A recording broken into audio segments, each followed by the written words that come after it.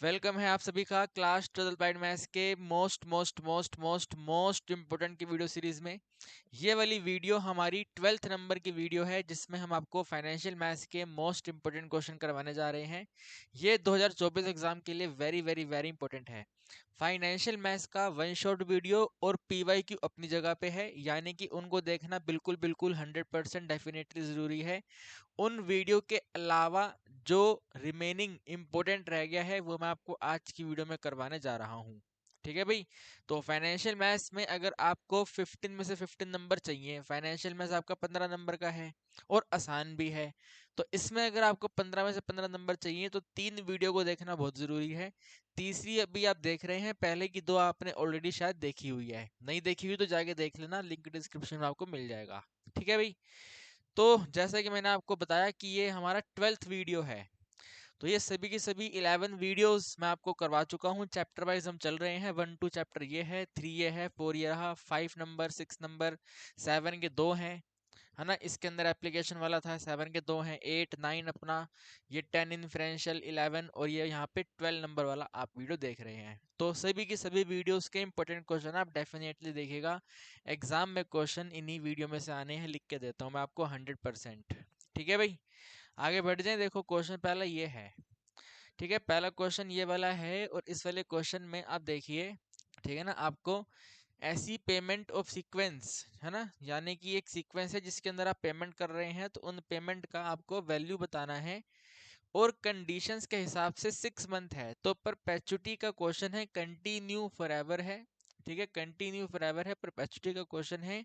तो परपेचुटी का क्वेश्चन मुझे लगता है एग्जाम में इस बार इसी तरीके का बनेगा कि semi annually, quarterly, direct annual वाला नहीं बनेगा। 100% आपको अपनी इंटरेस्ट पर पीरियड को चेंज करना पड़ेगा। तो इंटरेस्ट पर पीरियड ये क्वेश्चन कहता है 4% है पर एनम। ठीक है, यहाँ पे कुछ लिखा नहीं है तो ये ऑटोमेटिक पर एनम माना जाता है। तो यहाँ पे आप नोट कर लो भाई, इंटरेस्ट वैल्यू दिया हुआ है, क्वेश्चन कहता है 4% है, लेकिन सेमी एनुअल की वजह से हम इसको 2 पे डिवाइड कर देंगे तो इंटरेस्ट वैल्यू आती है 2%। 2% का मतलब होता है 0.02। ठीक है। प्रेजेंट वैल्यू हमें बतानी है जिसमें 60 रुपीज पे किए जा रहे हैं, तो रेगुलर पेमेंट का वैल्यू जो है वो 6060 है, पी हमें फाइंड करना है। अब हमें देख लो जरा, क्वेश्चन को रीड कर लो, एट द एंड है या एट द बिगिनिंग है। बिगिनिंग का केस है तो r plus r by i, at the end का केस है तो r बाई आई। तो क्वेश्चन कहता है ये एट द एंड का केस है। ठीक है, एट द एंड का केस है तो फॉर्मूला है सिर्फ r अपॉन में आई। तो r का वैल्यू 6060 दिया हुआ है, i का वैल्यू 0.02 हमने लिखा है, डेसिमल रिमूव करेंगे यहाँ पे 100 हो जाएगा। 2 1 2 है, 2 3 6 है, 0 है, तो 3000 आंसर आता है। ठीक है भाई, 3000 रुपीज वैल्यू जो है वो हमारे क्वेश्चन का आंसर आता है। बिल्कुल सिंपल है ना भाई, बिल्कुल ही सिंपल है ये, और 2 मार्क्स का एग्जाम में आ सकता है।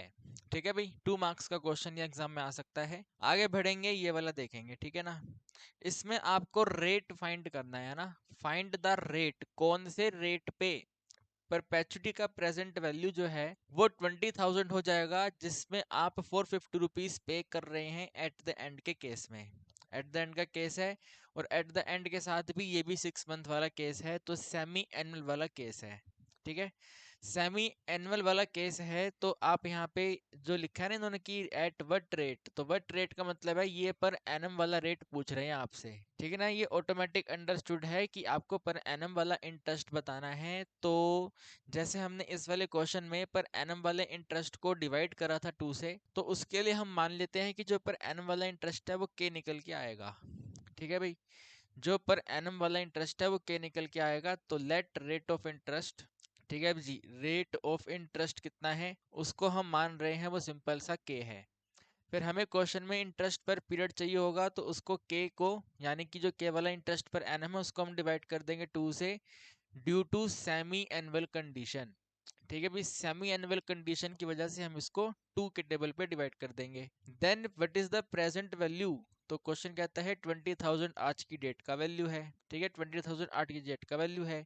इसका फॉर्मूला यहाँ पे नोट कर देंगे, r अपॉन में i, तो r by i equal to में 20,000 आपको दिया हुआ है, क्रॉस मल्टीप्लाई कर लो तो बनता है r के डिनोमिनेटर में 20,000 की टोटल वैल्यू जो है वो सिंपल सी आई है। अब r का आंसर क्वेश्चन कहता है 450 रुपीज पे कर रहे थे। है ना भाई। 450 रुपीज हम पे कर रहे थे तो 450 रुपीज है। डिनोमिनेटर पे 20,000 है, सिंपल सा। और इक्वल टू में आई का वैल्यू के अपॉन में 2 है।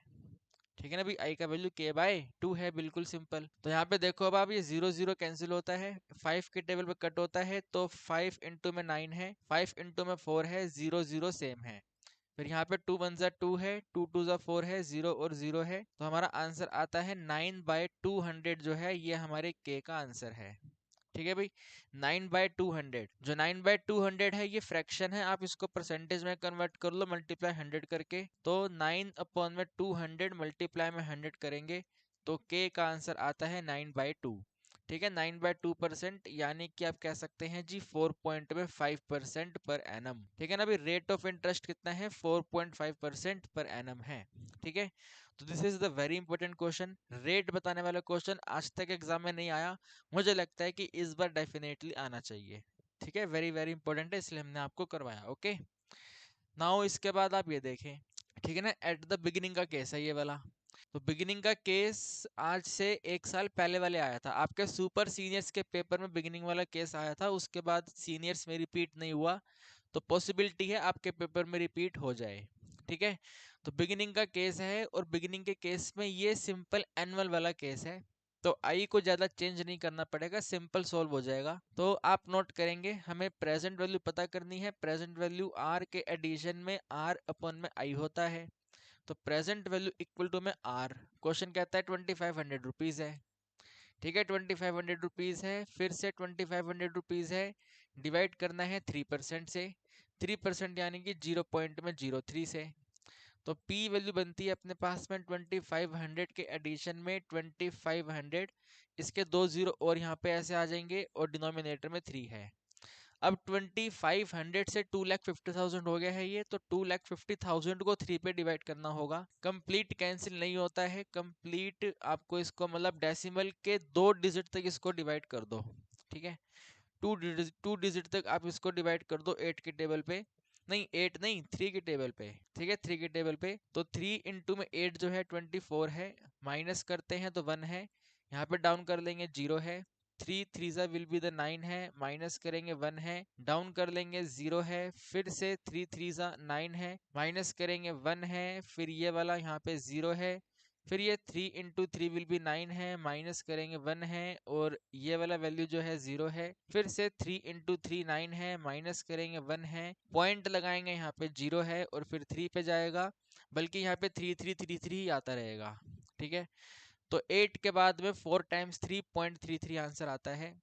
तो P इक्वल टू में 2500 है, एडिशन में 83,033 3 पॉइंट में 33 बनता है। ठीक है भाई, ये वाली वैल्यू बनती है, तो बस 2500 आप अलग से ऐड कर दो। ठीक है, यहाँ पे 25 ऐसे ऐड कर दो, कितना होता है ये, तो 8 और 2 5 है, 5 और 3 8 है, यहाँ पे 8 है, यहाँ पे 3 है, यहाँ पे 3 है। ठीक है भाई, तो 85833, ठीक है जी, 85833 पॉइंट में 33 जो है वो हमारा आंसर बनता है। ठीक है, अभी तक आपने जितने भी क्वेश्चन करे हैं परपेचुटी के, उसमें ऐसी कैलकुलेशन नहीं आई होगी कि पॉइंट पॉइंट पॉइंट पॉइंट आ रहा है, तो पॉइंट पॉइंट आने की वजह से ही ये आपका इंपॉर्टेंट क्वेश्चन बनता है। ठीक है, आई थिंक मैंने इस वाले क्वेश्चन में पूरा क्वेश्चन रीड नहीं किया था, है ना। हाँ, मैंने पूरा क्वेश्चन रीड नहीं किया शायद से। तो भाई देखो, इसमें साफ साफ लिखा हुआ है इनडेफिनेट पीरियड ऑफ टाइम के लिए आपको मनी अरेंज करना है। ठीक है ना, अभी आपको कितना मनी चाहिए इन डेफिनेट पीरियड ऑफ टाइम के लिए, सो डैट आप जो लेक्चर्स 2500 रुपीज में आते हैं, साल के स्टार्टिंग में उसकी पेमेंट दे सको। तो इतनी आपको पेमेंट आज की डेट में चाहिए। ठीक है भाई, बिल्कुल सिंपल। ये वाला क्वेश्चन देखिए। ठीक है, ये वाला क्वेश्चन हमारा अपना क्या कहते हैं, सिंकिंग फंड का है। ठीक है, this question belongs to sinking fund. तो सिंकिंग फंड में आप देख सकते हैं यहाँ पे आपको ना वैल्यू नहीं गिवन दे रखी। सिंकिंग फंड में पावर वाला वैल्यू गिवन रहता है ना, वो हमें गिवन नहीं किया हुआ, तो उसी वजह से ये वाला इंपॉर्टेंट क्वेश्चन है। An equal sum is set aside every year in a sinking fund for 25 year to pay over debenture issue 1 lakh। भाई 1 लाख रुपीस का हमने डिबेंचर इशू किया था, 25 इयर्स के बाद में उसका पेमेंट देना है, तो उसके लिए हम आज से ही थोड़ा थोड़ा फंड इन्वेस्ट करते जाएंगे, सो दैट लास्ट में जाकर के हमारे बिजनेस को कुछ नुकसान ना हो और इजीली हम डिबेंचर का पेमेंट दे सकें। तो कहते हैं अगर फंड जो है वो 2% पर एनएम के हिसाब से कंपाउंड होता है तो वैल्यू बताइए एनुअल पेमेंट कितना होना चाहिए। अभी जो आगे गिवन डेट है ये मैं आपको बाद में समझाऊंगा क्या है, पहले जहां तक हमने नोट इसको रीडिंग करा है उतना नोट कर लेते हैं। ठीक है, एनुअल पेमेंट आपको बताना है, तो एनुअल पेमेंट हर साल करेंगे तो आर हमें बताना है, आर के आगे क्वेश्चन मार्क। ठीक है ना, आर हमें डिटरमाइन करना है। अमाउंट ए, तो 25 ईयर्स के बाद 1 लाख रुपीस की हमें ज़रूरत पड़ेगी। ठीक है, इंटरेस्ट पर पीरियड कितना है, तो एक साल में एक ही पेमेंट है और वो 2% पर एनम ही है, तो सिंपल सा 2% रहेगा। 2% का मतलब 0.02 हो गया। फॉर्मूला आप अच्छा एन यहाँ पर नोट कर दो कितना है, तो 25 ईयर्स है। ठीक है, एन 25 है, 25 टाइम्स हम पेमेंट करेंगे, तो फॉर्मूला अब आप यहाँ पे नोट करो। ठीक है भाई, अमाउंट ए होता है वैल्यू आर। ठीक है, वैल्यू आर के ब्रैकेट में अंडर ब्रैकेट 1 प्लस में आई पे टोटल पावर n माइनस 1 के डिनोमिनेटर में आई। ठीक है, ये हमारा सिंपल सा फॉर्मूला होता है। तो इस वाले फॉर्मूले में चलो पहले वैल्यू पुट कर लेते हैं। अमाउंट ए है, नहीं अमाउंट ए तो आपको दिया ही हुआ है ना, अमाउंट ए तो आपको दिया हुआ है, अमाउंट ए है 1 लाख। अरे ये क्या आ गया, पत्ता सा कहाँ से आ गया इसके अंदर, ये है 1 लाख। ठीक है, ए वैल्यू 1 लाख है, इक्वल टू में आर है, with in bracket again bracket 1 में एडिंग करना है, 0.02 पे टोटल पावर 25 माइनस 1 है, डिनोमिनेटर में आई वैल्यू यानी कि 0 पॉइंट में अपना कितना है 02 है, और ब्रैकेट कर देंगे क्लोज। ठीक है भाई, अब इसको आगे बढ़ाने से पहले क्वेश्चन को रीडिंग करते हैं दोबारा, जो हमने मिस कर दिया था। कहते हैं भाई given that the amount of annuity of ₹1 per annum. ठीक है, अमाउंट ऑफ एन्युटी, तो अमाउंट अमाउंट यानी कि ए, तो अगर ए रुपीस की मतलब अमाउंट ऑफ एन्युटी ए जिसमें 1 रुपीस की पेमेंट होती है, अगर आर वैल्यू 1 रहता है, 1 रुपीस की पेमेंट होती है। ठीक है, 25 ईयर्स के लिए 2% पर एनम के हिसाब से, तो ये वाला केस बिल्कुल सेम टू सेम एप्लीकेबल हो जाएगा। रेट ऑफ परसेंट 0.02 है, नंबर ऑफ ईयर्स 25 है, आर वैल्यू बस 1 हो जाता है, तो ये टोटल आंसर जो है वो ये बन के आता है। ठीक है भी, टोटल आंसर जो है वो ये वाला बन के आता है। तो ये इस कंप्लीट ब्रैकेट की बात कर रहे हैं, कंप्लीट ब्रैकेट का वैल्यू जो है वो ये बन के आता है 32.0303। This complete bracket is given to you 32.0303। तो तभी तो इन्होंने यहाँ पे हमको ये वाला वैल्यू गिवन नहीं करा 1 पॉइंट में 0 to 25, क्योंकि इन्होंने पूरा का पूरा ब्रैकेट ही आपको गिवन कर दिया कि पावर 25 माइनस 1 करोगे डिवाइड करोगे तो ये वाला आंसर आएगा 32.0303। तो यहाँ पे नोट करो इसको, 1 लाख है ये। ठीक है, 1 लाख है, 1 लाख के इक्वल टू में आर है, आर के मल्टीप्लाई में ये कंप्लीट वैल्यू आपको वो दे रखी है 32.03 और 03। ठीक है, ये वाला जीरो में नोट नहीं कर रहा, 0303, तो आर आपको बताना था, आर आ जाएगा 1 लाख है ये। ठीक है, 1 लाख है, डिनोमिनेटर में 320303 है, यहाँ पे पॉइंट है। ठीक है, 32 पॉइंट में 0303, इसको आप डिवाइड कर लो, आपका आंसर आ गया। ठीक है, बिल्कुल सिंपल। ठीक है भाई, अभी तो हम डिवाइड कैलकुलेटर की हेल्प लेके कर रहे हैं, बट आप लोग की तो इतनी प्रैक्टिस अब हो जानी चाहिए कि आप इसको डिवाइड कर पाओ, क्योंकि डिवाइड करना पड़ेगा ही, कोई शॉर्टकट नहीं है। आप लोगों ने आंसर शीट का एनालिसिस भी देखा होगा, उसमें आपने साफ साफ देखा कि टीचर फाइनल आंसर मैच करता है, उसके पहले कुछ भी किया हो, फाइनल आंसर मैच करेगा, उसी को देख के आंसर कर देगा। अगर फाइनल आंसर गलत हुआ तो आपको स्टेप मार्किंग के नंबर मिलेंगे, अदरवाइज तो फाइनल नंबर देख के उसको पूरे नंबर डिस्ट्रीब्यूट कर दिए जाएंगे। तो शॉर्टकट है नहीं, और शॉर्टकट ढूंढने की कोशिश भी मत करो। ठीक है, 1 लाख को डिवाइड कर दो 32 पॉइंट में 0303 से, तो भाई ये वाला आंसर आता है 3122.04। ठीक है, अभी 2 डिजिट तक डिवाइड करना है आपको, 3122 के पॉइंट में 04 हमारा आंसर बनता है। ठीक है, इसके ऊपर एग्जाम में ऐसे करके बॉक्स बना देना, एंड जो कैलकुलेशन आप करेंगे वो यहाँ पे ऐसे अपने एग्जाम में ही ऐसे करके ऊपर लिख देना रफ वर्क, और वहाँ पे पूरी डिवाइड करके दिखा देना। ठीक है, तो 3122.04 है। इस क्वेश्चन को इंपॉर्टेंट कैटेगरी में इसलिए रखा गया है क्योंकि ये पूरा कंप्लीट ब्रैकेट का मतलब है अमाउंट ऑफ एन्युटी ₹1, 1 रुपीज की एन्युटी है ना, अमाउंट ऑफ एन्युटी ए होता है जिसमें 1 रुपीज की पेमेंट होएगी 25 ईयर्स के लिए 2% पर एनम के हिसाब से, तो कंप्लीट आंसर ये निकल के आएगा। अच्छा, ये कहते हैं नियरेस्ट रुपी में आंसर दो, तो नियरेस्ट रुपी में तो 3122 है ये, है ना, अभी नियरेस्ट रुपी में तो 3.22 हो जाएगा, तो ये हटा दो आप यहाँ से, ये नहीं आएगा फिर। ठीक है ना, बस इतना ही आंसर रहेगा फिर। ठीक है, 3122 आंसर आएगा। ठीक है भाई, 3122 हमारे क्वेश्चन का आंसर आएगा, नियरेस्ट रुपी है 3122, बिल्कुल सिंपल। ठीक है भाई, आसान है ना। बस ध्यान रखना जो वैल्यू गिवन है उसकी वजह से ये वेरी वेरी इंपॉर्टेंट बनता है। डायरेक्ट अगर एग्जाम में आता आपको कंफ्यूजन हो जाता, अब नहीं होगा, आएगा तो आप कर लेंगे, है ना, यूनिक लेवल क्वेश्चन। ठीक है, आगे बढ़ते हैं, इसको देखिए आप। ठीक है, देखो भाई ये वाला क्वेश्चन काफी बच्चों को डाउट रहता है, काफी मतलब बहुत ज्यादा बच्चों को डाउट रहता है।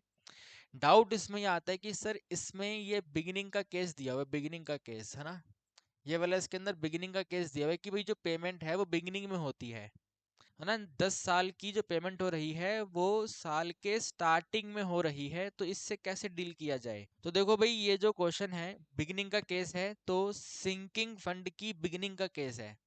हमने अभी तक जितना भी पढ़ा है, जितना हमने पढ़ाया है, उसमें आपने सिंकिंग फंड में पेमेंट एट द एंड वाला पढ़ा है, तो ये सिंकिंग फंड के अंदर पेमेंट एट द बिगिनिंग वाला है, जिसमें पेमेंट एट द बिगिनिंग हो रही है। तो एट द बिगिनिंग की पेमेंट में कुछ करना नहीं है, जो आपके एट द एंड वाला वैल्यू रहता है ना, उसमें 1+r और मल्टीप्लाई कर दो बस।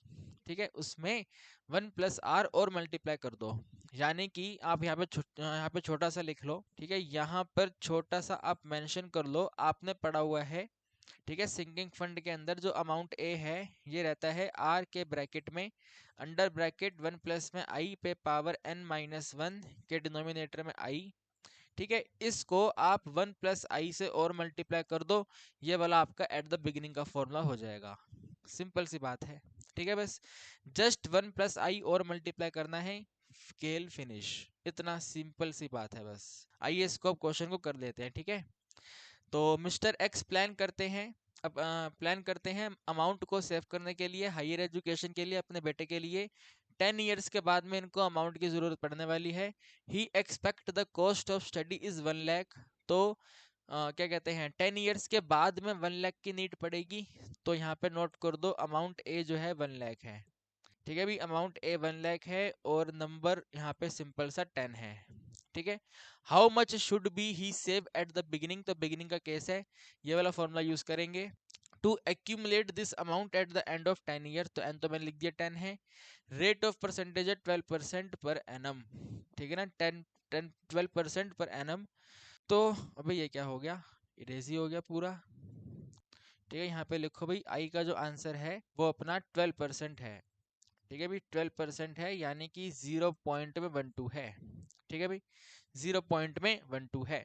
यहाँ पे वैल्यू नोट करेंगे। ठीक है, यहाँ पे नोट करो आप, अमाउंट ए जो है वैल्यू आर है, आर के विद इन ब्रैकेट में अगेन ब्रैकेट 1+ में आई पावर n-1 है, डिनोमिनेटर में आई है, ब्रैकेट क्लोज कर देंगे, वापस से 1+i मल्टीप्लाई कर देंगे, तो ए 1 लाख है। ठीक है जी, ए 1 लाख है, इक्वल टू में आर फाइंड करना है विद इन ब्रैकेट, 1 में प्लस करना है आई, यानी कि 0.12 पे टोटल पावर 10 है, -1 है, डिनोमिनेटर पे भी आई वैल्यू 0.12 है, ब्रैकेट को क्लोज कर देंगे और यहाँ पे 1+ में 0.12 नोट करेंगे। एक स्टेप और लिखेंगे, 1 लाख है। ठीक है भी, 1 लाख है, इक्वल टू में आर है, आर के ब्रैकेट में ये वाली वैल्यू है 1.12 पे टोटल पावर 10, -1 है, डिनोमिनेटर पे 0.12 है, ब्रैकेट क्लोज करेंगे, ये सिंपल सा 1.12 है। ठीक है भाई, ये वाला हमारा सिंपल सा 1.12 है। अब इसके अंदर आपको वैल्यू गिवन नहीं है, बट हमने कॉपी में नोट किया हुआ है। ठीक है, 1.12 पावर 10। ठीक है, 1.12 पे टोटल पावर 10 जो है, इसका वैल्यू आपको यूज करना है 3.105। ठीक है, ये वाला वैल्यू आपको यूज करना है। ठीक है, ये आपको आपके एग्जाम में गिवन रहेगा, टेंशन आपको बिल्कुल नहीं लेना। ठीक है, ये आपका वैल्यू गिवन रहेगा, तो जो पावर 10 है उसकी जगह पे वो लिख दो 3.105। अगले स्टेप पे नोट करेंगे, यहाँ पे नोट कर लेते हैं इधर। ठीक है, अभी 1 लाख है। ओके जी, 1 लाख है, 1 लाख के इक्वल टू में वैल्यू आर है, आर के ब्रैकेट में आपको वैल्यू गिवन है 3.105, माइनस करना है 1, डिवाइड करना है 0.12, ब्रैकेट कर दो क्लोज और 1.12। ठीक है, एक काम करो, ये दो वैल्यू है ना, इसको यहाँ पे लेके आ जाओ, तो 1 लाख है। ठीक है, 1 लाख के मल्टीप्लाई 0.12 है, डिनोमिनेटर में ये वाला आ जाएगा 1.12 है, इक्वल टू में वैल्यू आर है, ब्रैकेट में सिर्फ अब ये वाला पोर्शन रिमेनिंग रहेगा। ठीक है, ओनली ये वाला पोर्शन, इन दोनों को मैंने यहाँ पे नोट कर दिया, तो माइनस करने पे 2.105 आता है ये। ठीक है भाई, माइनस करने पे अपने पास 2.105 आता है। 0.12 डिवाइड में था, मल्टीप्लाई में आ गया, 1.12 मल्टीप्लाई में था, डिवाइड में आ गया, और बाकी माइनस करने पे 2.105। ये 2.105 भी यहाँ पे डिवाइड में आएगा, तो वैल्यू आर इक्वल टू में डिवाइड में आपने लिख दिया है 2.105। बाकी जो वैल्यू है वो रिमेनिंग रहेंगी, तो उनको ध्यान से देखना। एक तो 1 लाख है, ठीक है, एक तो 1 लाख है। ये वाले जो दो डिजिट है, ये वाला जो दो डिजिट है, दोनों आपस में कैंसिल हो जाएगा, है ना, दोनों का 100 कैंसिल हो जाएगा। देखो ध्यान से, 0.12 है, डिवाइड में 1.12 है, ये रिमूव करेंगे, यहाँ पे 100 है, इसको रिमूव करेंगे, डिवाइड में 100 है, 100 कैंसिल, तो 12 के डिनोमिनेटर में 112 आंसर आता है। ठीक है भाई, 12 बाय 112 बनता है, तो यहाँ पे लिखो मल्टीप्लाई में 12 है, यहाँ पे लिख दो 112 है। ठीक है भाई, डेसिमल हमने हटा दिया, ये वाला आंसर बना। अब इसका भी डेसिमल हटाओगे तो 12 के साथ में 3 जीरो आ जाएंगी, 12,000 हो जाएगा ये। ठीक है, 105 3 डिजिट है, तो 3 जीरो आएगी, 12,000 हो जाएगा। इनको अब आप थोड़ा कट पिट कर लो, या कट पिट आप अपने आप करते रहना, मैं अभी आंसर लिख रहा हूँ सीधा क्या बनेगा। ठीक है, 1 2 के बाद में 5 जीरो ये हैं, 3 जीरो ये हैं, तो 1 2 3, 1 2 3 4 5। इसके डिनोमिनेटर पे ये वाली वैल्यू है 2105 के साथ में 112। ये जो भी डिवाइड होके बनेगा यहाँ पे आप नोट कर लेना। हमारा मेन मुद्दा था इस क्वेश्चन में आपको समझाने का कि एट द बिगिनिंग के साथ में डील कैसे किया जाए। तो एट द बिगिनिंग में आपको बस ये छोटी सी वैल्यू मल्टीप्लाई कर देनी है। ठीक है, बिगिनिंग में आपको 1 प्लस में आई पावर सिंपल सा मल्टीप्लाई कर देना है, बाकी सब सेम सेम चलता रहेगा। ठीक है, जो वैल्यू मिसिंग है वो कैलकुलेट होती जाएगी, इसको बस आप सॉल्व कर देना कितना आएगा। ठीक है, और अभी हम लिख देते हैं कितना आता है। अभी तो टेंशन मतलब मैं लिख के दे रहा हूँ, बट एग्जाम में इतनी प्रैक्टिस कर लो यार कि इसको कर पाओ आप। ठीक है, 1 2 के बाद में 1 2 3 जीरो, और 1 2 3 4 5। ठीक है, अरे यार इसको डिवाइड कर दो 112 से। ठीक है, ये वाला आंसर आता है, फिर डिवाइड कर दो 2105 से, तो ये वाला आंसर आता है 5089। देख रहे हो आंसर कितना छोटा सा आ रहा है, 5089 के पॉइंट में 92। ठीक है, 2 डिजिट तक नोट करो और इसको ऐसे करके बॉक्स बना दो फिर। ठीक है भाई, ये आपका आंसर आ गया। ठीक है ना, बिल्कुल सिंपल क्वेश्चन, प्यारा प्यारा क्वेश्चन। ठीक, आगे बढ़ते हैं। आगे देखिए, इसकी केस स्टडी बन सकती है इस तरीके से। ठीक है, पूरा प्रॉपर केस स्टडी में क्वेश्चन ऐसा आ सकता है, 2 मार्क्स करके आएगा। आपको याद है डिफरेंशियल इक्वेशन का हमने आपको पीवाईक्यू करवाया था, उसके अंदर भी एक्सपोनेंशियल ग्रोथ मॉडल का केस स्टडी था, 2 मार्क्स का करके। तो सिमिलर वे में फाइनेंशियल मैथ्स का भी 2 मार्क्स करके केस स्टडी बन सकता है। एंड यहाँ पे देखो आपको वैल्यूज गिवन है ये। ठीक है, ये वाली वैल्यूज आप यहाँ पे देखो इस बार गिवन है। ठीक है, ये वाली वैल्यूज आपको यहाँ पे दे रखी है। ठीक है, तो जरा क्वेश्चन पढ़ो भाई क्या कहता है ये। ठीक है, राइट डाउन द क्वेश्चन क्या है ये। I plan to save amount, हमने खुद सोचा है अमाउंट सेव करने का हायर एजुकेशन के लिए अपनी बेटी का, तो उसको 5 साल लग जाएंगे। I expect the cost of this study to be 6 lakh, 6 lakh रुपए का खर्चा आएगा। तो फर्स्ट और सेकंड करो, how much I should save at the beginning of each year. Beginning का केस है, तो बिगिनिंग का केस है, तो एट द एंड वाले फॉर्मूले में 1 प्लस आर मल्टीप्लाई करना है, बात खत्म। ठीक है, to accumulate this amount at the end of 5 year if interest rate is 10% annually. और ये आपको वैल्यूज दे रखी। ठीक है भाई, यहाँ पे आपको ये वैल्यू दे रखी है। इन दोनों में से मेरे को एक वैल्यू गलत लग रही है, यहाँ पे जीरो आएगा, 10% है ना ये, तो ये 1.10 हो जाएगा।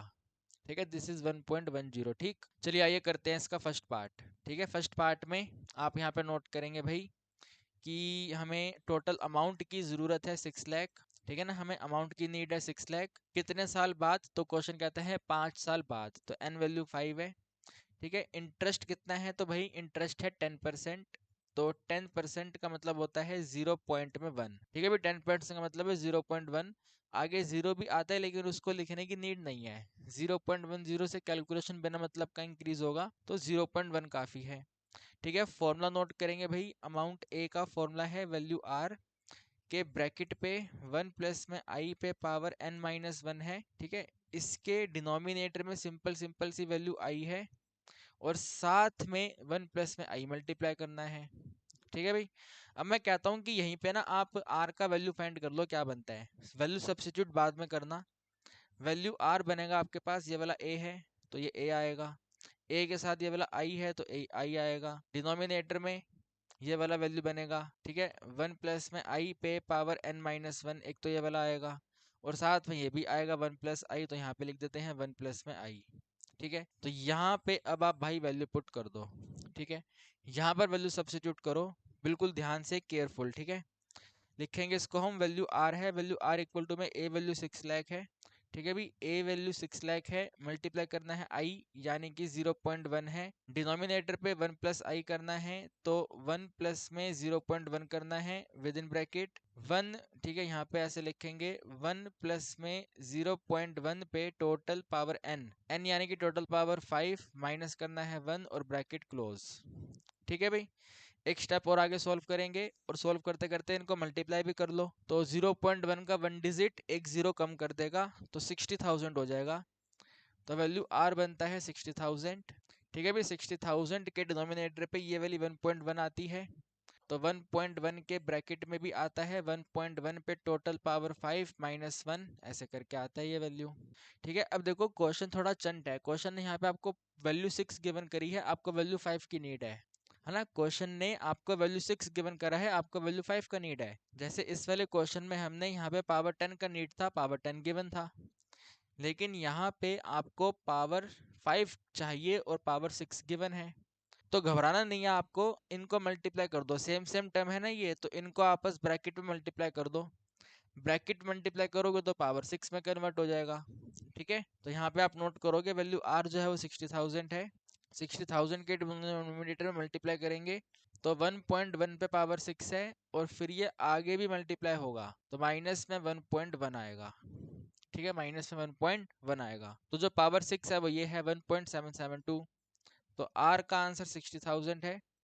60,000 के डिनोमिनेटर पे 1 पॉइंट में 772 है, माइनस 1.1 है, तो 1.772 और 1.1 माइनस करेंगे तो 0 पॉइंट में 672 होता है। तो आंसर लिखेंगे भाई आर जो है वो 60,000 है, 60,000 के डिनोमिनेटर में 0 पॉइंट में 672 है, तो भाई इसको डिवाइड कर लो, हमारा आंसर आ जाएगा, ठीक है। फटाफट स्पीड से इसको आप डिवाइड कर दो, कितना बनता है ये, ठीक है। वैल्यू आर इक्वल टू, हम तो भाई कैलकुलेटर पे करेंगे, ठीक है ना भाई, हम तो आपके सामने कैलकुलेटर पे करेंगे, आप इसको डिवाइड कर लो कितना आएगा, ठीक है भाई। 6 के बाद 1 2 3 4, 60,000 डिवाइड करना है पॉइंट में 672, ठीक है। तो ये वाला आंसर आता है, ठीक है भाई। जल्दी से लिख दो यहाँ पे इसको, वैल्यू 8 है, वैल्यू 9 है, ठीक है भाई। 8 है, 9 है, 2 है, 8 है, 5 है, और पॉइंट में 7 1 है, ठीक है भाई। 2 डिजिट तक नोट करना है, उसके आगे नोट करने की बिल्कुल नीड नहीं है। तो this is the final answer, okay. Now फटाफट से इसके बी पार्ट पे आ जाओ, ठीक है।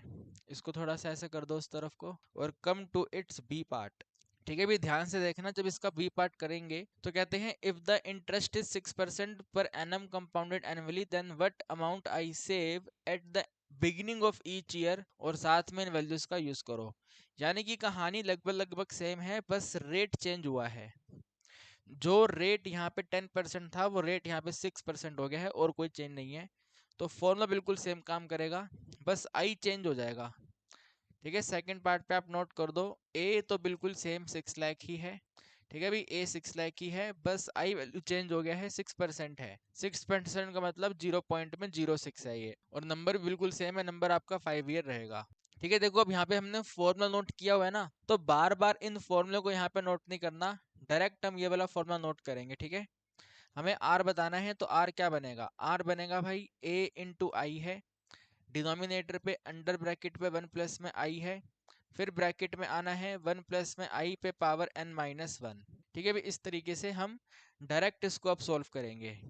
सो वैल्यू आर इक्वल टू में डिवाइड है, ए वैल्यू 6 लाख है, ठीक है भाई। ए वैल्यू 6 लाख है, मल्टीप्लाई करना है 0 पॉइंट में 06 से, डिनोमिनेटर पे यहाँ पे 1 के एडिशन में 0 पॉइंट में 06 है, ब्रैकेट क्लोज, फिर से 1, ठीक है। फिर से यहाँ पे ऐसे लिखोगे 1 प्लस में 0 पॉइंट में 06 है टोटल पावर पे, ठीक है। टोटल पावर n यानी कि 5 है, माइनस में 0 पॉइंट में, अरे माइनस में कुछ नहीं है यहाँ पे, -1 है, और ऐसे ब्रैकेट क्लोज, ठीक है भाई। ऐसे करके ब्रैकेट क्लोज, ऊपर मल्टीप्लाई कर लो, 6 इंटू 6 होता है 36, तो 36 है। अब ध्यान से, जो 2 डिजिट है वो 2 डिजिट कम कर देगा, तो 3 डिजिट रिमेनिंग रह जाएगा, है ना। 3 0 रिमेनिंग रहेगा, 36,000 है, डिनोमिनेटर पे इसको लिखेंगे ये 1 पॉइंट में 06 है, और इसके आगे भी विद इन ब्रैकेट में ये 1 पॉइंट में 06 पे टोटल पावर 5 माइनस 1 है, ब्रैकेट क्लोज है।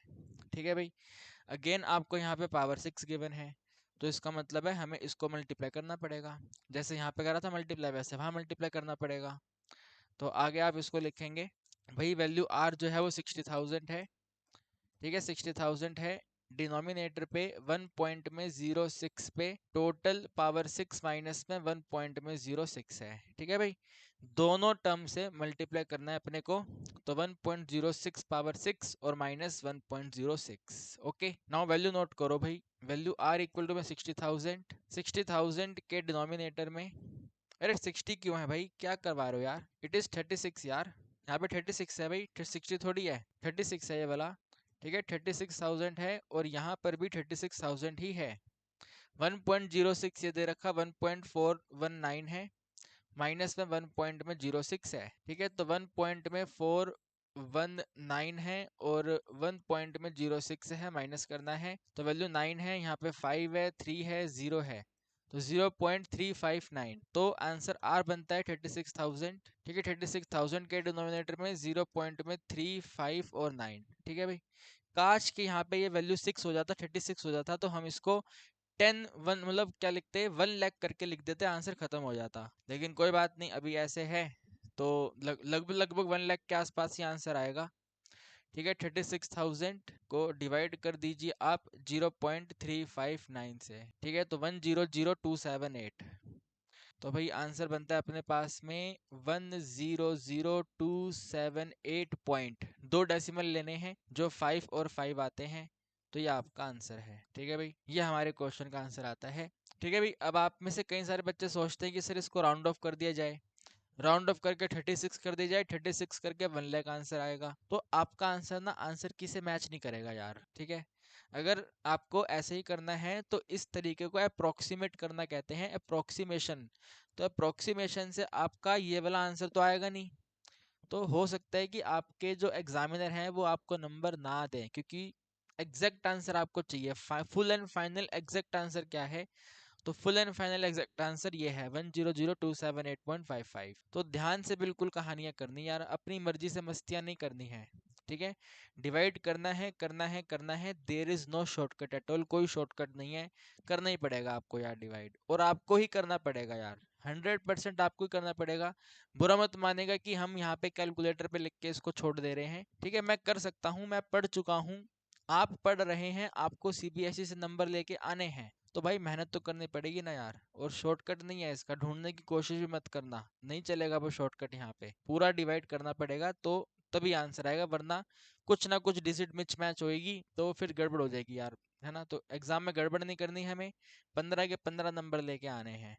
ठीक है, तो उम्मीद करता हूँ कि आपको ये बिगिनिंग वाली कहानी समझ आ गई है। ठीक है, बिगिनिंग वाली में 2 तरह के क्वेश्चन आपने कर लिए, आइदर पावर n के साथ ही गिवन रहेगा, जैसे आपको यहाँ पे गिवन था पहले वाले में। ठीक है, इसमें n वैल्यू 10 था तो पावर 10 करके दिया हुआ है, या तो इस तरीके से होगा जहाँ पे आपको पहले मल्टीप्लाई करना होगा, फिर जो रिमेनिंग पावर निकल के आएगी वो गिवन है आपको। जैसे पावर 5 है, 1 मल्टीप्लाई करा तो पावर 6 है, तो power 6 is given to you. ठीक है, इस तरीके से करके फिर देखिए भाई ये वाला। ठीक है, ये वाला इंपॉर्टेंट क्वेश्चन हमने इसलिए रखा है क्योंकि लास्ट ईयर सीबीएसई ने डेफिनेशन पे क्वेश्चन दिया था, तो इस बार सीबीएसई आपसे बोल सकती है कि what is the full form बताइए इसका, है ना, फुल फॉर्म बताइए, फुल फॉर्म के ऊपर क्वेश्चन आ सकता है।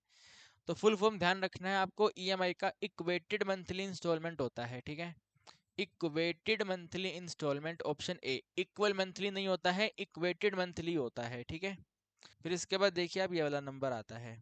ठीक है, ये वाला क्वेश्चन जो है मेरे दोस्तों ईएमआई के जैसा है। ईएमआई में मंथली इंस्टॉलमेंट होती है, तो मंथली को हटा करके एनुअल कर लो, तो इक्वेटेड एनुअल इंस्टॉलमेंट के ऊपर ये वाला क्वेश्चन फोकस करता है। ठीक है, मंथ नहीं है इसके अंदर, एनुअल पेमेंट है। देखो रीड करो, A man borrow 3 lakh at 6% per annum compound interest and promise to pay the debt of 20 annual installment। देख रहे हो यहाँ पे 20 annual installment है। ठीक है, 20 annual installment है। अब ये बिगिनिंग देख के परेशान मत होना। ठीक है, एट द बिगिनिंग नहीं है, बिगिनिंग का मतलब है यहाँ पे स्टार्टिंग हो रहा है। ठीक है, जो पेमेंट देना है उसका स्टार्टिंग कब है, तो उसका स्टार्टिंग फर्स्ट ईयर के एंड पे है। तो एट द एंड का केस है ये, ठीक है, एट द एंड वाला ही केस है, बिगिनिंग आने का ये मतलब नहीं है कि बिगिनिंग का केस हो गया, एट द एंड का ही केस है। यहाँ पे बिगिनिंग का मतलब है कि स्टार्टिंग होता है फर्स्ट ईयर के एंड से, ठीक है। तो जरा अमाउंट बताइए एनुअल इंस्टॉलमेंट का कितना है। तो यहाँ पे आप बताइए पहले ईएमआई का फॉर्मूला क्या होता है। बोलो भाई ईएमआई का फॉर्मूला क्या होता है, जल्दी जल्दी बताओ। आप कहेंगे सर ईएमआई का फॉर्मूला नेगेटिव पावर वाला चाहिए, तो लोन को मल्टीप्लाई करेंगे आई से, डिवाइड में 1 में माइनस कर देंगे, 1 प्लस में आई पे पावर माइनस एन, ठीक है, ये वाला होता है।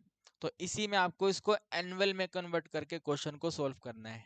तो सॉल्यूशन में आप नोट करेंगे, बंदे ने लोन लिया है 3 लाख का, तो पी वैल्यू लोन अमाउंट है 3 लाख, ठीक है भाई, पी वैल्यू है अपने पास में 3 लाख। एंड जो इंटरेस्ट है वो आपको मंथ वाला नहीं चाहिए, पर एनम ही चाहिए, तो पर एनम 6% ही है, तो 6% का मतलब 0.06 हो गया, ठीक है। एन कितना है, तो क्वेश्चन कहता है भाई 20 एनुअल पेमेंट है, तो भाई एन वैल्यू सिंपल 20 है।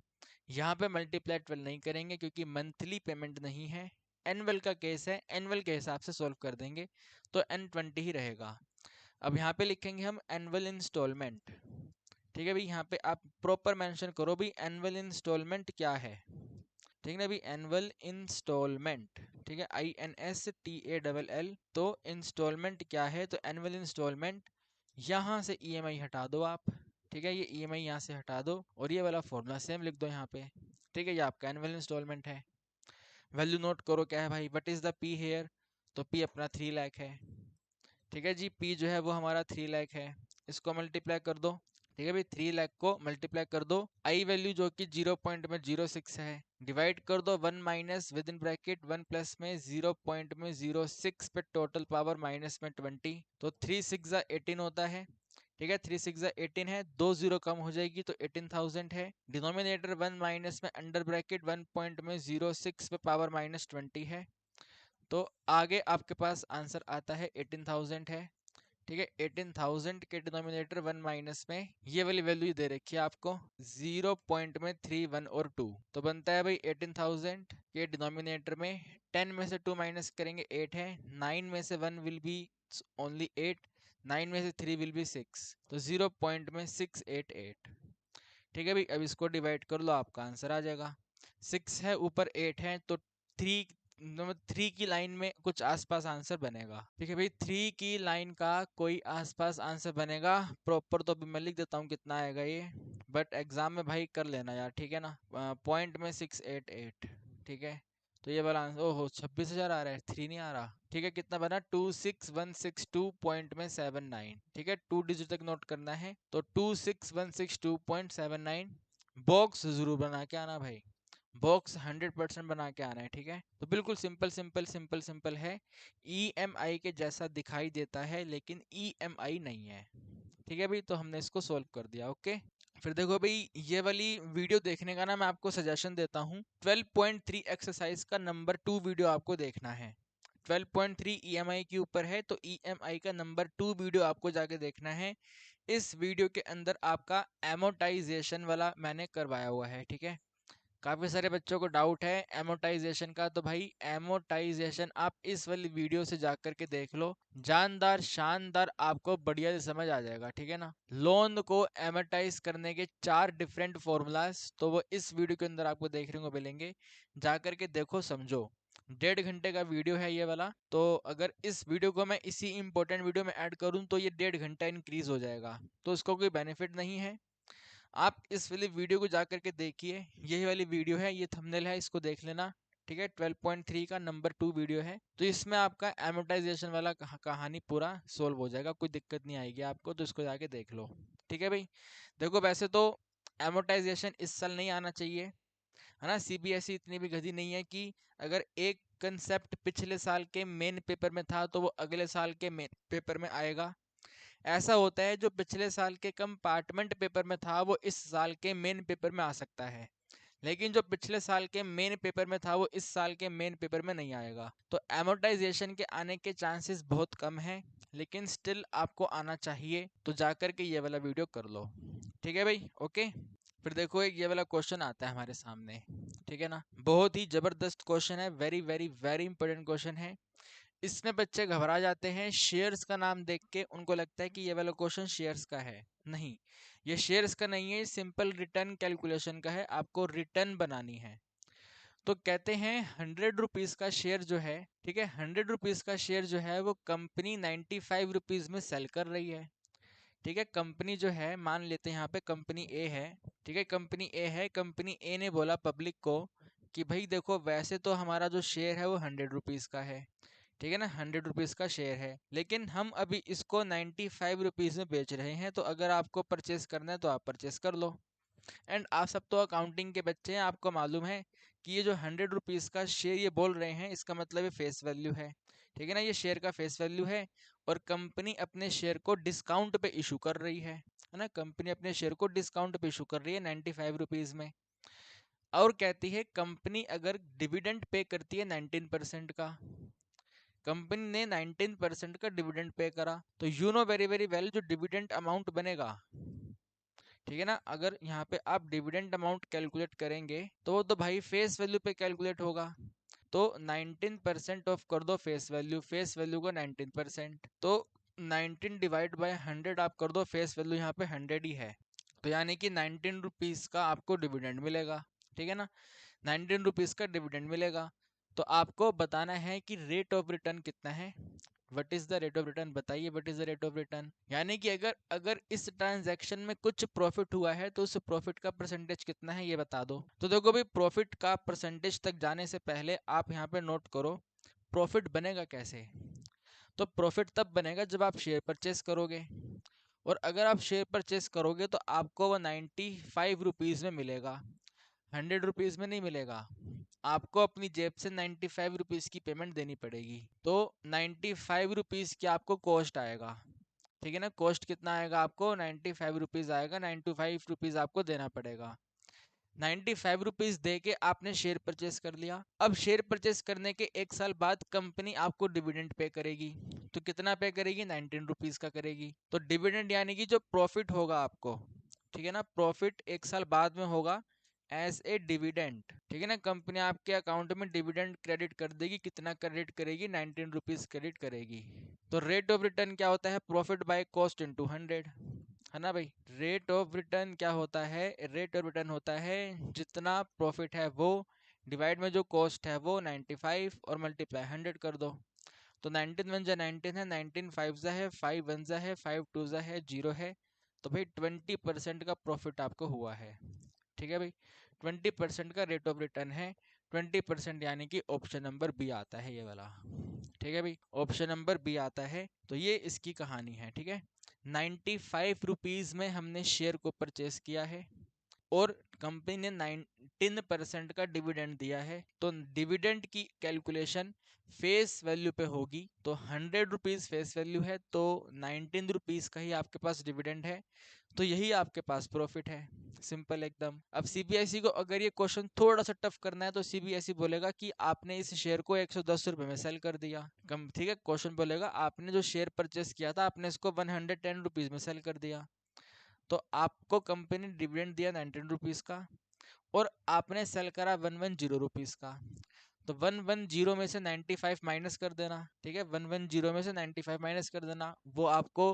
सेल करने का प्रॉफिट आ जाएगा, तो वो जो सब्ट्रैक्शन होके आएगा वो, और जो डिविडेंड है वो ऐड होके टोटल प्रॉफिट बनेगा। फिर समझ रहे मेरी बात को, नहीं समझ पा रहे आप।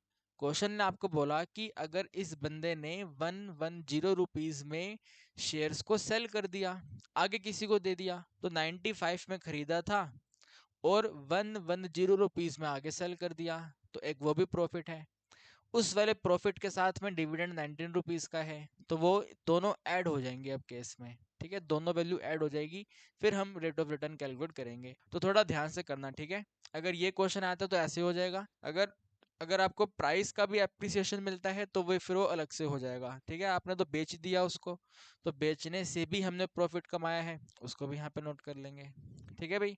तो बिल्कुल ध्यान से करिएगा, ठीक है, मस्ती मत करना, आराम से क्वेश्चन को रीड करके करना। फिर देखो ये वाला question very very very important question आपकी सीबीएसई हैंडबुक में दिया हुआ है, ठीक है, सीबीएसई हैंडबुक में क्वेश्चन दिया हुआ है। तो क्वेश्चन कहता है मिस्टर एक्स जो है वो 2000 रुपीज का लोन लेते हैं 6 मंथ के लिए, ठीक है ना, 6 मंथ के लिए 2000 रुपीज का लोन लेते हैं, जिन्होंने लोन दिया है वो 200 रुपीज पहले ही डिडक्ट कर लेता है एज ए इंटरेस्ट।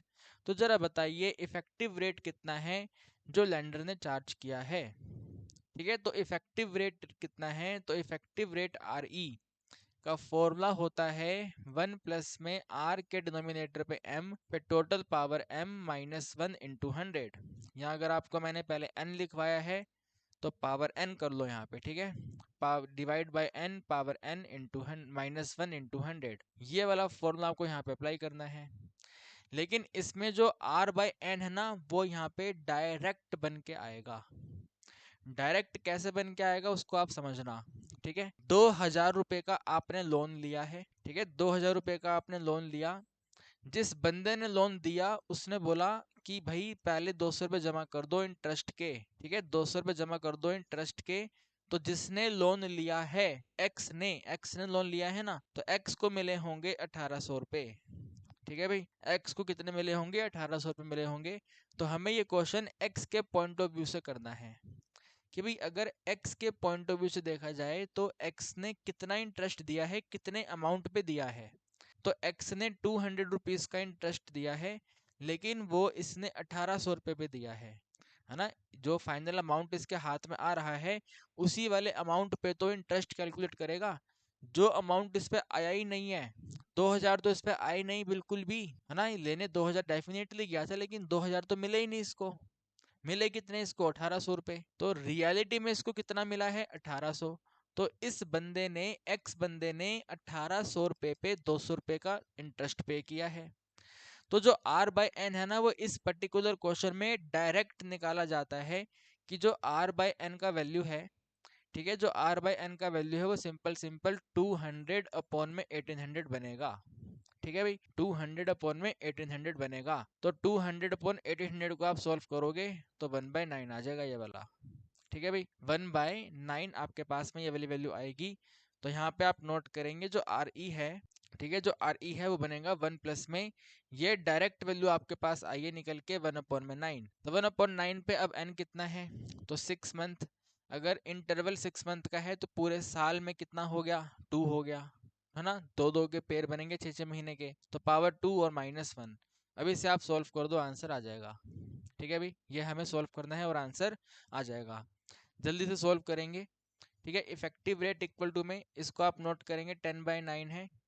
10/9 पे पावर 2 -1 है, तो आर ई बनता है 100 के डिनोमिनेटर पे 81 के -1। देखो भाई 100/81 एक यूनिक नंबर है।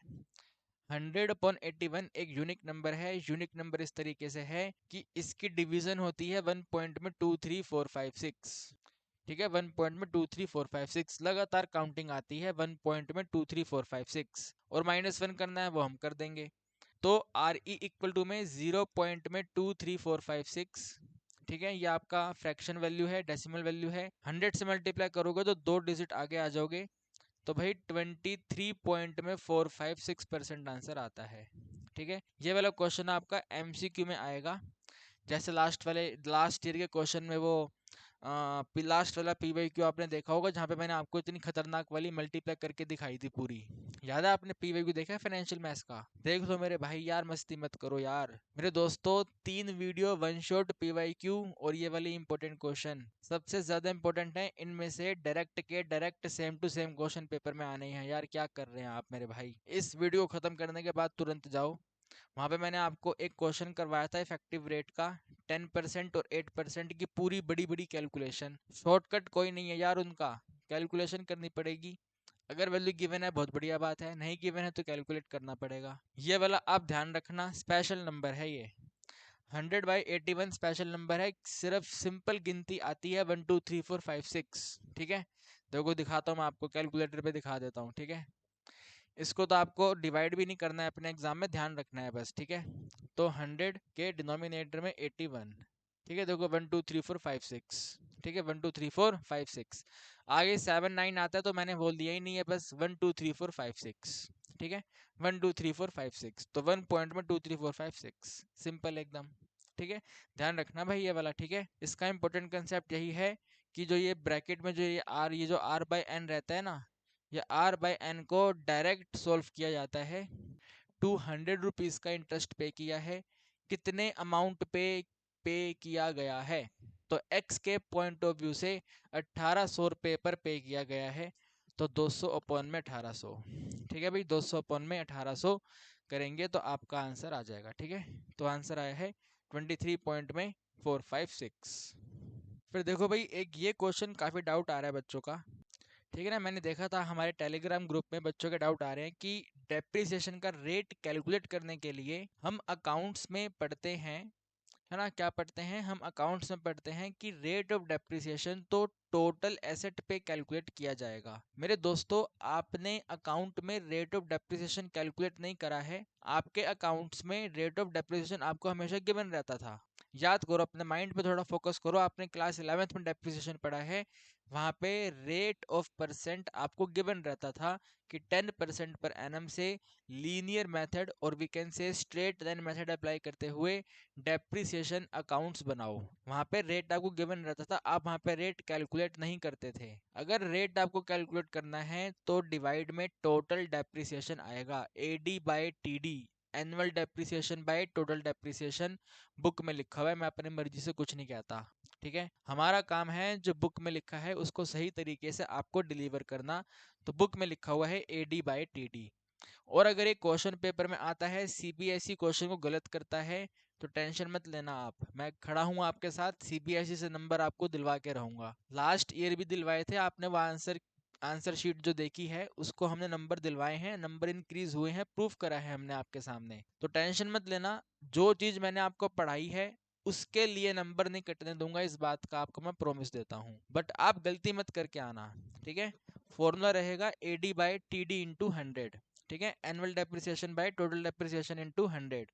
फिर यहाँ पे इनकी वैल्यू नोट करिए, एनुअल डेप्रिसिएशन A है और टोटल डेप्रिसिएशन C-S है और इंटू में 100 है। ठीक है, तो ध्यान रखना भाई, मिस्टेक नहीं करनी है। ठीक है, ये वाला क्वेश्चन एक आपको करवा देता हूँ मैं। A printing company bought a machine worth 15 lakh rupees. Machine expected to have useful life 25 years. Scrap value 2,50,000 rupees. Rate of depreciation बताओ, तो बता देते हैं। ठीक है, रेट ऑफ डेप्रिसिएशन बता देते हैं। तो जो कॉस्ट वाला वैल्यू है, क्वेश्चन कहता है 15 लाख रुपीज है। ठीक है ना भाई, जो कॉस्ट है 15 लाख रुपीज है। जो स्क्रैप वैल्यू है, क्वेश्चन कहता है 2,50,000 रुपीज है। एंड हम मशीन को यूज करेंगे 25 ईयर तक। तो पहले पहले यहाँ पे टोटल डेप्रिसिएशन कैलकुलेट कर लो। ठीक है, total depreciation total cost minus में सैल्वेज वैल्यू, तो 15 लाख है, 15 लाख में से माइनस कर देंगे 2,50,000। ठीक है भाई, जरा माइनस करेंगे तो 12,50,000 हो जाएगा ये वाला। ठीक है, दिस इज द 12,50,000। इसके बाद में आप एनुअल डेप्रिसिएशन निकाल लो, AD। तो AD होता है आपका कितना भाई, क्या कहते हैं, टोटल डेप्रिसिएशन C-S। ठीक है, C-S बाय N। तो C-S है टोटल डेप्रिसिएशन, डिवाइड में कर दो आपका N वैल्यू 25। टोटल डेप्रिसिएशन है 12,50,000। ठीक है, 12,50,000 को डिवाइड कर दो 25 से, तो भाई इसको डिवाइड कर लो कितना आता है। ठीक है, पहले 5 पे कट कर लो इसको। ठीक है, 5 इंटू में 2 हो गया 10, नहीं 5 पे कट क्यों करना है, 25 का डायरेक्ट मल्टीपल है। 25 इंटू में 5, 125 और 0 0 0 सेम रहेगा। ठीक है भाई, 0 0 0 जो है वो सेम रहेगा यहाँ पे। तो ये आपके पास आता है 50,000। ठीक है भाई, कितना निकल के आता है, 50,000 निकल के आता है। तो AD आ गया, TD आ गया। अब यहाँ पे आप फॉर्मूला बना लो कितना आता है। ठीक है ना, परसेंटेज ऑफ डेप्रिसिएशन। ठीक है ना, डेप्रिसिएशन का परसेंटेज कितना बनेगा, तो डेट इज AD अपॉन में TD। ठीक है, AD अपॉन TD इंटू में 100। तो जो AD है वो 50,000 है। ठीक है, जो टोटल डेप्रिसिएशन है वो 12,50,000 है। ठीक है, और मल्टीप्लाई कर दो यहाँ पे 100। तो ये चार जीरो कैंसिल हैं। 5 वन ज़ा 5 है, 5 25 ज़ा है, 25 वन ज़ा है, 25 4 ज़ा है, तो भाई 4% आंसर आता है। ठीक है भाई, डेप्रिसिएशन निकल के आता है अपने पास में 4%। तो एग्जाम में हमें बिल्कुल ध्यान से करना है, AD अपॉन में TD इंटू 100। और अगर MCQ में आ जाए तो शॉर्टकट यूज कर लेना। ठीक है ना, अगर MCQ में आ जाए तो शॉर्टकट यूज कर लेना। शॉर्टकट क्या कहता है, 1/n इंटू 100। ठीक है भाई, 1/n इंटू 100, तो 1 अपॉन में 25 इंटू में 100, यानी कि सिंपल डायरेक्ट आ गया 4%। ठीक है ना, n यानी नंबर ऑफ ईयर, तो 1/n इंटू 100 4%। ठीक है, अब भाई आप एक काम करिए, ये वाला जो क्वेश्चन है ना, इस वाले क्वेश्चन का आंसर मुझे कमेंट सेक्शन में बता दो। आप दोनों तरीकों से करके देखना, शॉर्टकट भी करके देखना, डायरेक्ट भी करके देखना, दोनों से सेम आंसर आना चाहिए। रिमेंबर AD बाई TD, ठीक है, AD by TD into 100, AD by TD into 100 ध्यान रखना है आपको। बिल्कुल भूल कर भी गलती नहीं करनी है। AD अपॉन में TD इंटू 100, शॉर्टकट में 1/n इंटू 100। तो अभी कमेंट सेक्शन में बताओ इसका आंसर कितना आएगा, जल्दी से जल्दी से बताओ भाई, इसका आंसर तो कितना आता है कमेंट सेक्शन में। क्या आप कर पा रहे हैं ये वाला क्वेश्चन? जल्दी से बताओ मेरे को फटाफट स्पीड से। फिर देखो भाई, एक याद है अपने पास में CAGR का फुल फॉर्म, ठीक है ना। अंदर से फीलिंग आ रही है CAGR और EMI का फुल फॉर्म पेपर में आ सकता है।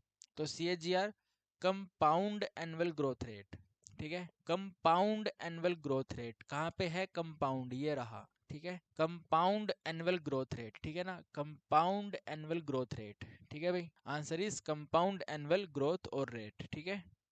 या आप ये देखें फिर एक, ठीक है, कहते हैं अगर रेट ऑफ रिटर्न किसी इन्वेस्टमेंट पे पॉजिटिव है, अरे ये तो अच्छी बात है, रेट ऑफ रिटर्न पॉजिटिव है तो प्रॉफिट हुआ है ना अपने को, है ना। कहाँ पे लिखा है प्रॉफिट? ये रहा A नंबर, प्रॉफिट हुआ है, ठीक है ना, हमें क्या हुआ है जी? प्रॉफिट हुआ है, ऑप्शन A आंसर है, ठीक। फिर देखो भाई, एक ये वाला क्वेश्चन आता है, लास्ट नंबर रहेगा ये हमारा CAGR का, ठीक है। CAGR का ये वाले क्वेश्चन लेने का ये पर्पस है कि बच्चे ने इसके अंदर नंबर ऑफ ईयर काउंट करने में कंफ्यूज हो जाते हैं, ठीक है। वो देखते हैं कि भाई 2012 है, 16 है, तो 1 2 3 4 5, तो एन वैल्यू 5 है।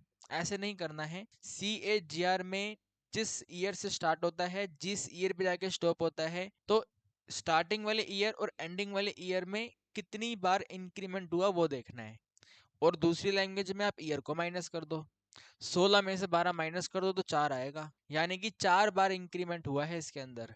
देखो कैसे, एक मतलब यहां से तो इंक्रीमेंट होना स्टार्ट हुआ, तो यहाँ से यहाँ पे गया, पहली बार इंक्रीमेंट हुआ, यहाँ से यहाँ पे आए, दूसरी बार इंक्रीमेंट हुआ, यहाँ से यहाँ पे आए, तीसरी बार इंक्रीमेंट हुआ, यहाँ से यहाँ पे आए, चौथी बार इंक्रीमेंट हुआ, तो टोटल 4 बार इंक्रीमेंट हुआ। तो एन वैल्यू 4 है इसमें, बाकी तो बिल्कुल आसान है, आप कर लेंगे। बस एन वैल्यू 4 है, ये मुझे आपको इसमें एक्सप्लेन करना था। तो अगर एन वैल्यू 4 है तो इसका भी आंसर बताना जरा क्या आता है, ठीक है। एन वैल्यू 4 है तो इसका भी आंसर जरा मुझे बताइए क्या आता है। हम आपको इसका वैल्यू गिवन कर देते हैं, ठीक है। आप इस क्वेश्चन में यूज कर लेना, ठीक है, आप इस क्वेश्चन में यूज कर लेना कि 1 पॉइंट में 9, ठीक है, 1 पॉइंट में 9811, ठीक है, 1.911 पावर 1/4 जो है, कुल मिलाकर के 0 पॉइंट में, ठीक है, 0 पॉइंट में 180, ठीक है, 18039 होता है, ठीक है, 0 पॉइंट में 18039 होता है। तो CAGR क्या बनेगा बताइए। ये लास्ट क्वेश्चन है, चलो मैं ही करवा देता हूँ आपको, ठीक है, लास्ट क्वेश्चन है, मैं ही करवा देता हूँ। आप यहाँ पे लिखो भाई इनिशियल वैल्यू क्या है, ठीक है, तो इनिशियल वैल्यू ये 53,000 है, ठीक है, इनिशियल वैल्यू 53,000 है। फिर लिखो फाइनल वैल्यू क्या है, तो फाइनल वैल्यू वो है 105,000, ठीक है, 105,000। नंबर ऑफ ईयर कितना है, ठीक है, कितनी बार इंक्रीमेंट हुआ है, तो 4 बार हुआ है। फिर CAGR लिख दो। CAGR इक्वल टू में फाइनल वैल्यू को हम डिवाइड कर देंगे initial value, total power 1/n करेंगे, -1 करेंगे और मल्टीप्लाई 100 कर देंगे, ठीक है, मल्टीप्लाई बाय 100 कर देंगे। तो with in bracket final value तो 105,000 है, ठीक है, डिनोमिनेटर पे इनिशियल वैल्यू 53,000 है, टोटल पावर पे 1/4 करना है, -1 करना है, ब्रैकेट क्लोज करना है और 100 करना है। 30 कैंसिल, तो ब्रैकेट में आएगा अपने पास 105/53 है, टोटल 1/4 -1 है और साथ में ये 100 है, ठीक है भाई। अब इसको डिवाइड करने मत बैठ जाना, वैल्यू गिवन है ना उसका यूज करो। तो जब आप डिवाइड करोगे तो 100% ये वाला आंसर आएगा, ठीक है, 1.811 आएगा, 100% आएगा, चेक कर लो चाहे तो आप, ठीक है। तो आंसर बनता है 1 पॉइंट में, ठीक है, 1 पॉइंट में 9811, माइनस करा 1 हमने और मल्टीप्लाई करना है 100, ठीक है, माइनस करना है 1, मल्टीप्लाई करना है 100। ये क्या हो रहा है यार, कुछ गड़बड़ है वैल्यू में, रुको मुझे टेबल चेक करने दो एक बार, 2 मिनट 2 मिनट 2 मिनट, ठीक है, इसको आगे नहीं करेंगे, 2 मिनट मुझे टेबल चेक करने दो। फोन कहाँ है मेरा यार, बेस वैल्यू है 1.98, 1.9811 और पावर है 1/4, है ना, पावर है 1/4, ठीक है। हम बिना मतलब परेशान हो रहे हैं, अभी आपको सही करवा देते हैं, ठीक है, 2 मिनट में सही हो जाएगा, ठीक है। आप कहेंगे, कंप्लेंट करेंगे, सर आप तो इससे देख रहे हो आंसर, अरे यार ये वैल्यू देख रहा हूँ, ये वाला वैल्यू देख रहा हूँ कि वैल्यू कितना बनेगा, तो इट इज 1.8639। ठीक है, इसको सही कर लो, ये आपका 1 है, ठीक है ना, 1.86 1 पॉइंट में, ठीक है। अभी एक तो सही करवा रहा हूँ, उधर से बोल रहे हो आप, 1 पॉइंट में 186, ठीक है, 1.18639, ये है इसका वैल्यू, ठीक है, ये इसका वैल्यू है। और यहाँ पे आप इसको लिखो, ये हमने लिखा था 1.1811, ब्रैकेट लगाओ यहाँ पे ऐसे करके और पावर करो 1/4। ठीक है, ये वाला डिवीजन वाला आंसर ये है, तो इसकी पावर 1/4 वहां पे मैंने नोट करी है 1.18, ठीक है, 1.18639 है। -1 करेंगे और मल्टीप्लाई कर देंगे 100 को, दोनों को माइनस करते हैं तो आंसर बनता है 0.18, ठीक है, 0.18639। इसको मल्टीप्लाई करना है 100 से, तो आंसर आता है 18.639%। ठीक है भाई, 18.639%। ठीक है भाई, तो बिल्कुल सिंपल, ठीक है ना, पहले थोड़ा गड़बड़ हो रहा था, सही करवा दिया आपको हमने। मतलब 18 पॉइंट में 639% हमारा फाइनल आंसर आता है। ठीक है भाई, सो भाई आप देख सकते हैं सभी के सभी क्वेश्चन आपको हमने करवा दिए। ठीक है, ये वाले क्वेश्चन का आपको होमवर्क देना है, इसकी ये वाला आपका होमवर्क आंसर है, इसलिए मुझे बताइएगा आंसर कितना आता है। ठीक है, कमेंट सेक्शन में बताना है इसका आंसर कितना है, बाकी देखो पूरे करवा दिए। ठीक है, ये एमोटाइजेशन के लिए पढ़ लेना भाई, ठीक है, इसको एमोटाइजेशन के लिए पढ़ लेना, 12.3 का सेकंड वाला वीडियो है, ठीक। और बाकी तो देखो करवाई दी है। ठीक है ना, आज आपने मोटा मोटा जो सीखा है वो ये वाला सीखा है ना, ये जो अपना बिगिनिंग वाला केस होता है ये आपने नया सीखा है, तो इसको ध्यान से करिएगा, ठीक। ओके जी, बाकी सब तो अपनी पुरानी कहानी है, सब कुछ आपको पढ़ाया हुआ है। ये वाला कंप्लीट वीडियोस का प्लेलिस्ट हमने आपको डिस्क्रिप्शन में दिया हुआ है, डेफिनेटली सबको देखना जाके, इस एक वीडियो को देखने से कुछ नहीं होगा, ऑल इंक्लूडिंग सब देखना है आपको, तब बात बन पाएगी, तो सबको जाके देखो। तो आज हमने आपको फाइनेंशियल मैथ्स का वेरी वेरी वेरी और मोस्ट इंपोर्टेंट क्वेश्चन करवा दिए हैं। उम्मीद करता हूँ कि आपको कहानी समझ आई है और कुछ नया सीखने को आपको मिला होगा। अगली वीडियो में मुलाकात करेंगे और इस इंपॉर्टेंट क्वेश्चन की सीरीज का लास्ट चैप्टर एलपीपी डिस्कस करेंगे। ओके माय डियर स्टूडेंट्स, तो वीडियो को अपने दोस्तों के साथ शेयर कर दो, और जो आंसर मैंने आपको करने को दिया है उसका मुझे सॉल्यूशन बता दो कमेंट सेक्शन में, आंसर का आंसर कितना आता है। ठीक है भाई, चलिए आपसे अगली क्लास में मिलते हैं और एलपीपी के क्वेश्चंस आपको हम करवाएंगे। ठीक है, चलिए बाय बाय, गुड नाइट।